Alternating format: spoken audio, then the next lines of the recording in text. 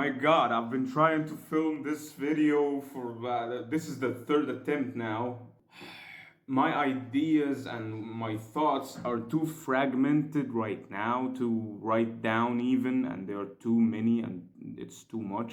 But I want to talk about the parallels between many elements of the story in Genshin and reality. It makes sense because the story in Genshin is inspired by many stories in mythology and stories in reality, and those mythologies were inspired by real things that the cultures of those where those mythologies came from experience. And one of those parallels is the heavenly principles. And my perception on the story in general of Genshin is a bit biased and sensitive. But anyway, because I keep thinking of those ancient civilizations, I'm from Egypt and I am a descendant of the ancient Egyptians or the Kemetans. The ancient Egyptian language is still living to this day with us. But the whole culture is very, because it didn't evolve naturally. It was stolen and forced out. It was broken. And the main reason why it fell was us. We started to forget who we were. We started to not treat our culture and our cultural elements as sacred anymore. And that's when we started to fall and we became too weak, and what happened. Which is also why one goes on tangents sometimes because of those fragmented ideas. The language itself is also fragmented. We're using the Arabic alphabet, but we're not using the linguistic logic of it, nor its grammatical rules, which you could say those two are the same thing, but not exactly, because the grammatical rules are too limiting and logic is what makes more sense and what helps more. I wasn't able to teach myself English using the rules, I just used logic. And right now I'm trying to learn the ancient Egyptian language and Japanese. And the archon stories of Nod Krai are pushing me to also learn the Finnish language. It's beautiful, but that's gonna happen at a later stage, or at least that's my intention. But I can actually learn three together, like attempt step by step. But anyway, that's a very big project. That's a long story. But in generally, that's why one's ideas are fragmented, because there is a lot of things that need to be redefined for you to be able to speak and continue speaking. When the meanings of the words that we are saying themselves are fragmented and need to be redefined, you have to stop as you're talking, redefine a specific thing, and then get back or resume talking. So back to the heavenly principles. And now I'm not sure if I already mentioned the heavenly principles 4 minutes ago when I started recording, and now I just said I'm going back to it. Anyway, I think that is the ADHD. Anyway, not the fragments, or maybe both, or everything is connected. Anyway, man, I love Genshin and I love its story. And I love a lot of things about it. I love that just a poor little country boy from freaking Egypt, can experience this game for free on my laggy little weak phone that can actually get very laggy with this game. But they did such a great job optimizing it that I can still play it. But man, it can be very frustrating because there's a lot of quality of life things that we should have and we're not getting them on purpose. Some of which Dottore has recently mentioned. I love that villain, man. I mean, he's right about some things, but of course his choices on how to approach his opinions and beliefs are obviously wrong. Like he picks the wrong choices. But that's what makes him a villain. And what makes him a good villain is because he sometimes has good reasons, but he makes the wrong choices. And that's what life generally is about. Our ancestors believe that the afterlife is the life that actually matters. That this is another fragment here, and man, I don't know which fragment to focus on. But when we were in the festival, I don't remember what it's called, with Columbina, and she picked these cards with, I think the mage was Barbeloth. Am I pronouncing it correctly? Anyway, the mage told her that the card death could mean change and transformation. And that's what my ancestors believe death is. They didn't believe death is the end. Even death itself, the process of dying, they called it something. I don't know how to say this in English. Like moving forward or moving on. You know how we sometimes say he went to a better place? That's what they used to say in a way that like it's sort of like that, but not exactly. They didn't say he went to a better place, but they would hope, because of the whole process of the weighing of hearts. I don't even remember why I got to this fragment, how I got here. How did I get here? Oh yeah, this life is a test. The choices that we make, that's the only thing that really matters to oneself in this world. Depending on the choices you make, your heart will be either light or heavy, and you will end up getting punished. Oh my god, another fragment here. Okay. Alright, the fragment of the punishment. Okay, that's another thing that needs to be redefined, and that's why I keep calling them fragments. What happened to Rerir is the actual punishment that's in the ancient Egyptian culture. In a way, not literally, but suffering for eternity. That is how, not specifically hell, but being trapped. And for some people, they will be punished in fiery pits. When you say for eternity or forever, in this context, this is another fragment that needs to be redefined here, because it's not forever as in never ending or infinite number of years, even though the definition of time is different from what we know and what exists in the afterlife or wherever. This is such a very long story. Maybe I should make a video about each fragment, but I don't know. Anyway, when you say forever in that context, it's like, oh, it's been forever since I ate this food, this kind of food or whatever. You don't actually mean that it's been an infinite amount of time since you tried that thing. You just mean a very long time, because many believe it's not fair to punish someone for an infinite amount of time, no matter how bad they were. So the punishments, I don't know everything obviously about this, because these fragments are not just my making, they are lost in general. And I'm one of the people who want to collect them and restore them. But generally, no, depending on how bad the person's choices and actions were, the length and the severity of the punishment, it's pretty much the same thing as we have in the judiciary systems of today.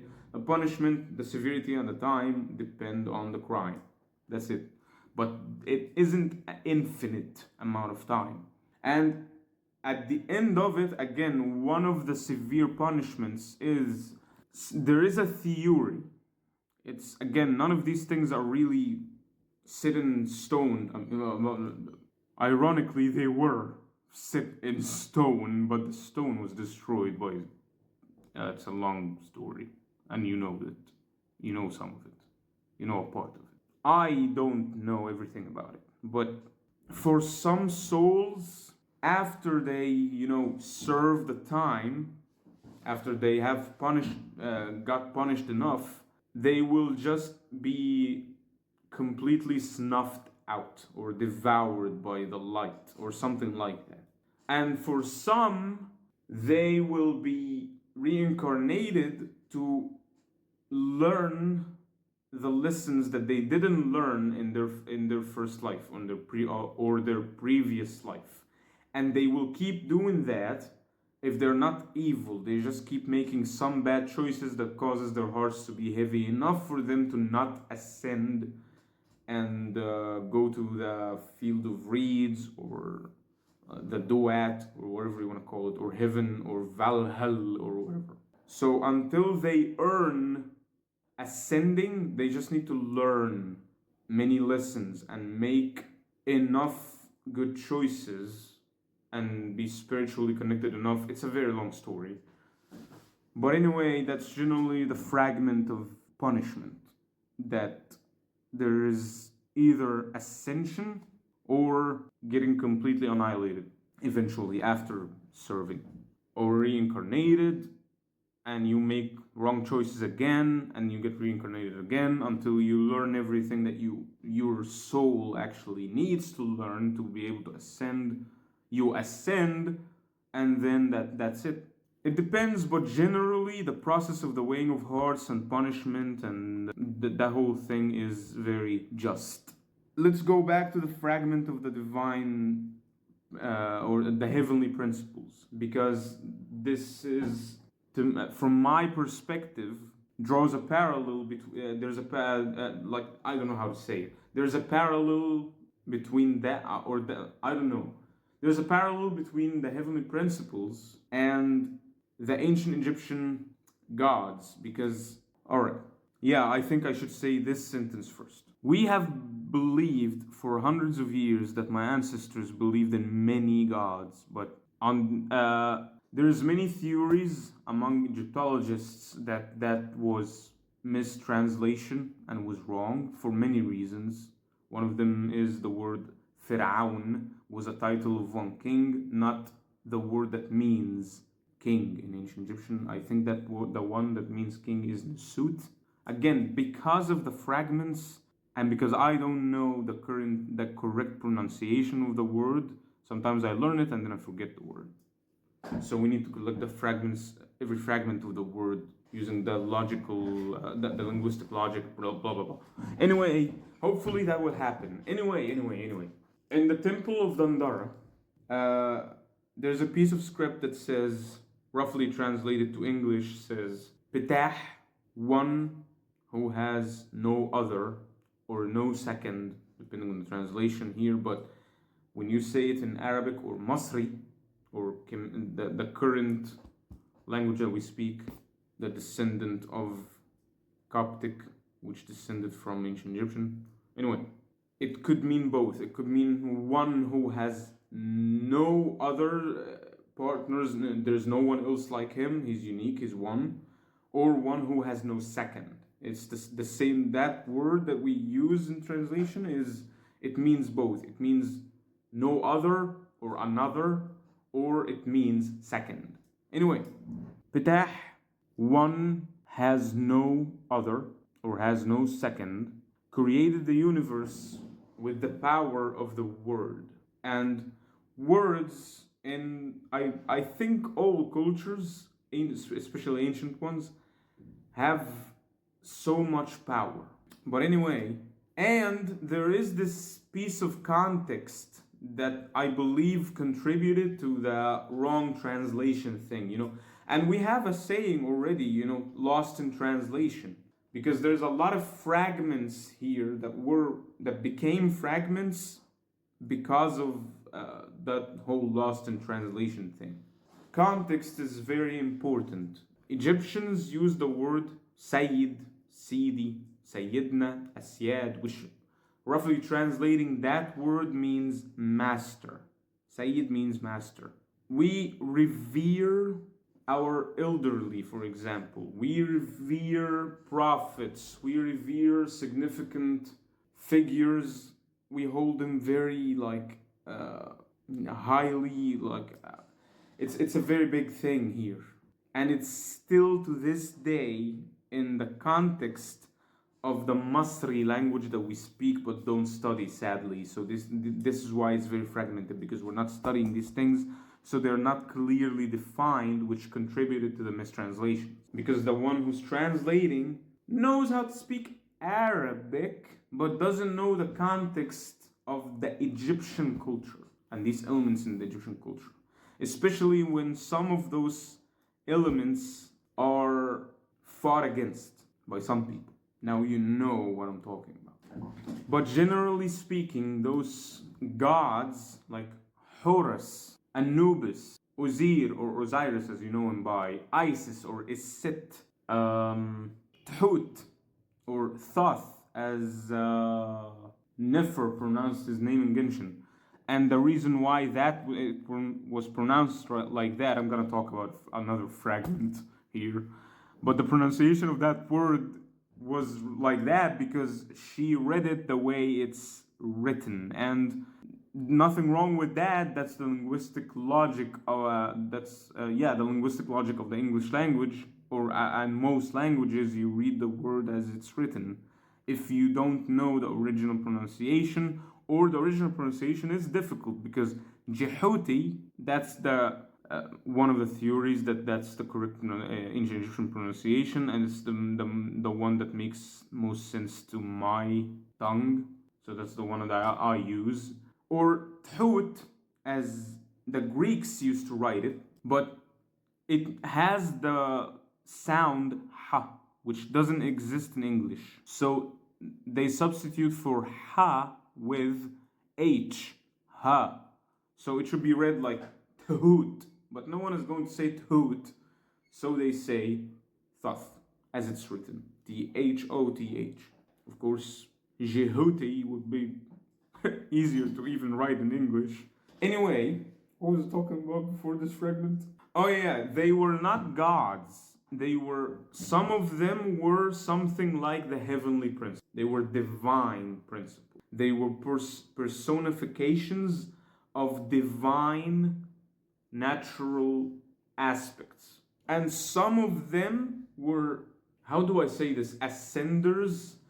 Some of them were humans, and they were like so good at the thing that they were doing that the whole divine, when the Kemetan people were personifying or creating a persona, making a personification of a specific path or aspect, they used that real person as the persona. So Hur, or as you know him, Horus, was an actual human, or at least that's one of the theories.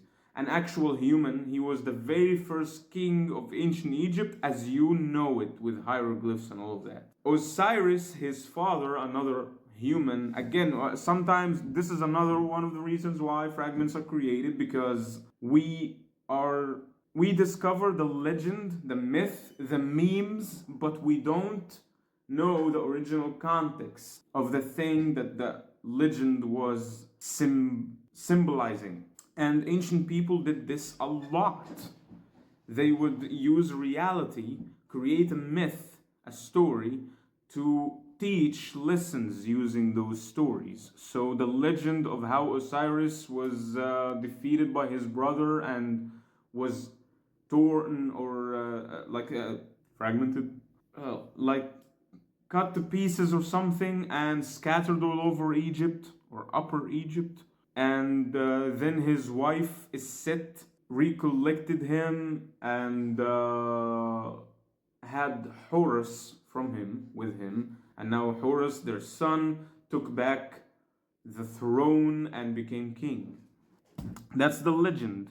But the real story is that Ozir was defeated by his brother. His brother took the throne and banished him. And Ozir was very lost and very torn. You know how when you say torn, you don't really mean that you're physically torn. You just mean that in a metaphorical way. That is it. That is the story. It's the ancient Egyptian stories, and not just the Egyptians. All the ancient civilizations and even people to this day do this. You use symbolism and metaphors to convey an idea. So that's what they did. And then the legend, the story gets bigger and leaves the fact behind, mainly because the people who are creating the legend know the context of the real story, but generations after generations later, they forget. And part of why they forgot is because they forgot the language that the original story, was written in. It's very ironic and very sad. It's a very long story.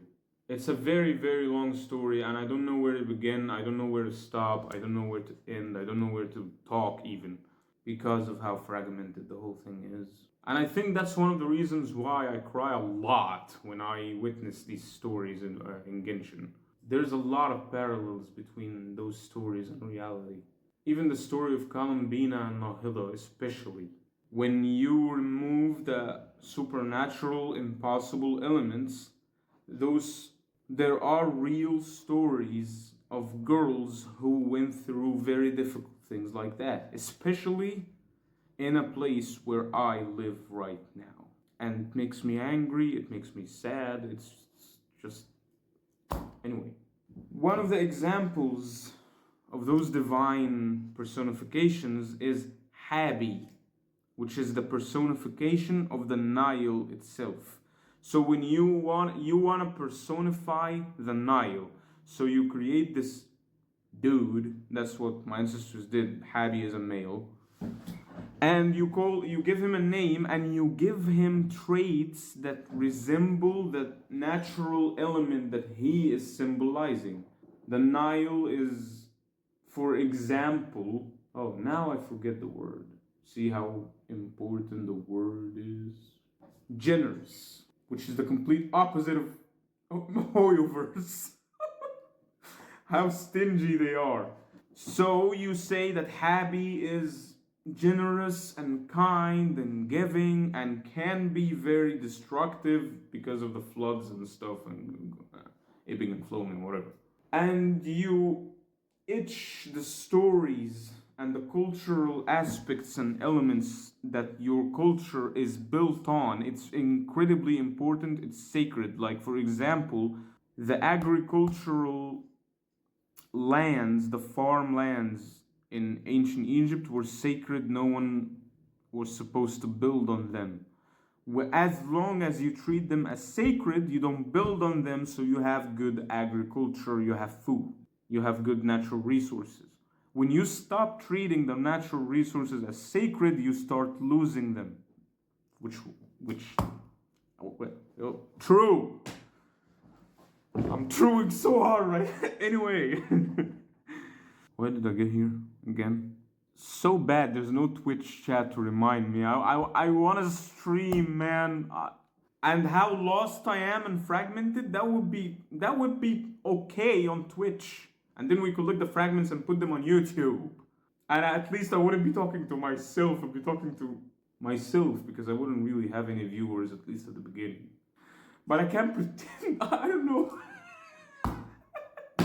Anyway, let's talk about how stingy Hoyoverse is. And how I think we will eventually get a skip button when Estaroth is not just introduced, which I believe is going to happen soon, but when she has a big effect on the story, I believe that's maybe when we will get a skip button, or we will get a skip button when Conria is introduced 10 years from now or something, and we are reunited with our twin, and we start experiencing the game from the twins' perspective, and that's when we also will get the very cool enemies as playable characters. Like the enemies that we find, the very, very hot enemies that we find in the desert of Sumeru. See, because the desert is hot. I looked there and I was like, see, because the desert is hot. As if there's a camera there. Oh my god. Anyway. And maybe that's when we get a freaking skip button. But what I'm trying to say is Genshin are trying to do everything for a reason, or create a reason in lore for everything that we get, even quality of life features, which is very bad design. Give us the skip button and then give it a lore, a reason. if you want to do that, like, if you want to give us because they break the fourth wall as well. There's a lot of Dottore, as I think that's why Esteroth didn't show up right now, because she didn't want, or she doesn't want Dottore to put her as a variable in his calculations, because maybe the story is a test, another experiment, another experiment. And speaking of the negative things about Hoyoverse, he mentioned, Dottore mentioned a few of those flaws, and that was a great moment. Did I already say this in this video? The previous attempts of me trying to make this video are another one of the reasons why my ideas are fragmented now.